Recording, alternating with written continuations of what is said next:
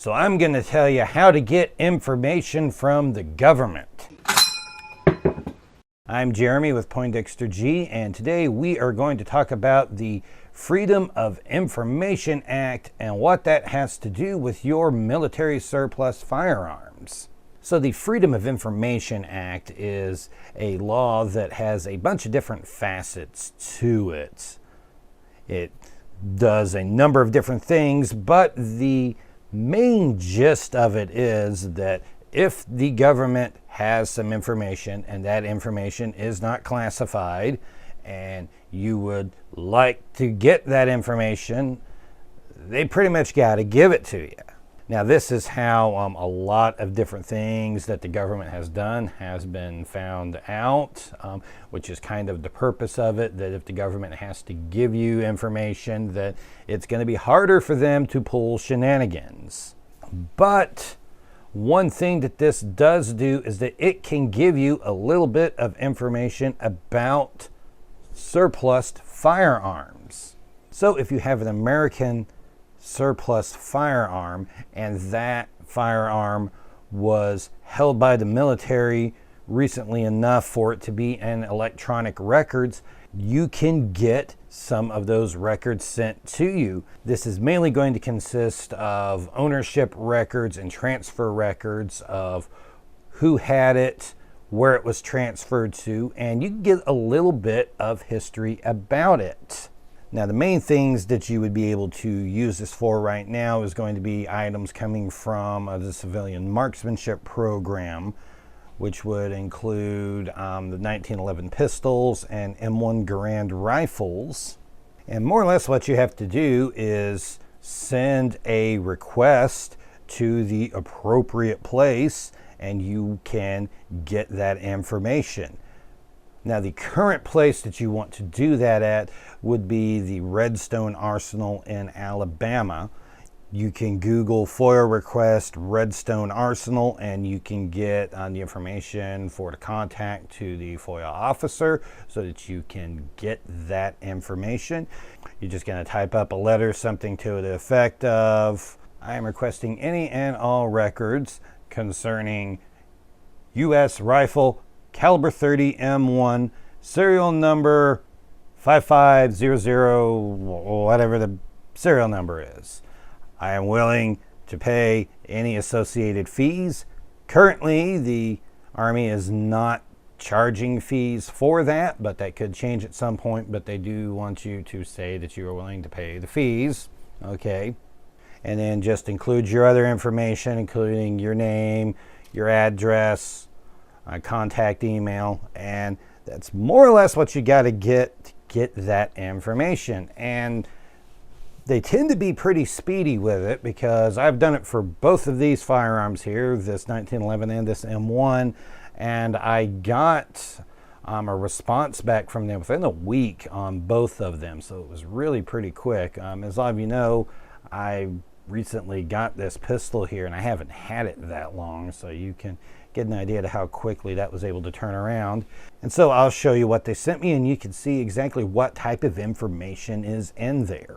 So taking a look at the response for the 1911, we can see that this has information going back all the way to March of 1975, which is quite a ways back, and I'm kind of surprised that they had electronic records of it. Other people's that I was seeing were getting stuff kind of in the 80s at some point, so seeing one go back that far is kind of exciting. Now, this pistol was made in 1945, and unfortunately the first 30 years of this pistol's life, I don't know anything about there. I know it was shipped to Springfield Armory in 1945 from Colt, and that's really all the information I have about it. But we can see in 1975 that this was with the Nevada Army National Guard, and this is where it was entered into a weapons registry, which is why I'm able to find the information about it there. And we can see it went to the 421st Regiment Regional Training Institute as part of the Nevada Army National Guard, and it kind of went back and forth between them until 1997 when it went to the Rock Island Arsenal in Rock Island, Illinois. And then we can see that there were a number of times where it was marked as still being in the inventory. And they had it until 2009 when it went to the Defense Logistics Agency distribution at Anniston, Alabama. And then it stayed there until 2020 when it was finally sent to the Civilian Marksmanship program. So that's a good bit that we know about it there. I don't know when it went to the Nevada National Guard. I just know that at least in 1975 it was there. I also don't get any type of information as to exactly when it would have gotten the slide that's on it here, since this is not a Colt slide, and this slide was a contract from IWI in the 1980s.